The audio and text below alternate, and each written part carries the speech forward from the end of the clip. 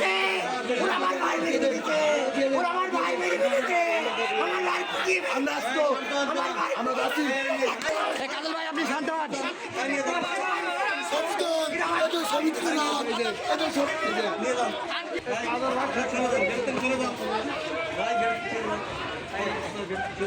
সবাই সরে স্যার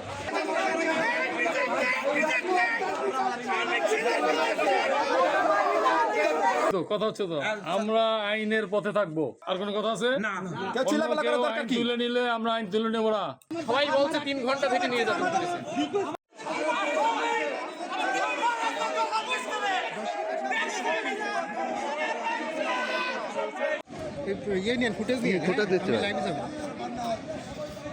তারা এসে আমাকে বলছে কি তোমাকে মারা হবে, তোমার ফ্যানে ঝুলানো হবে, তোমার মারবো, তুমি সহ্য করতে পারবো না, এরকম ভাবে তারা হুমকি দিচ্ছে।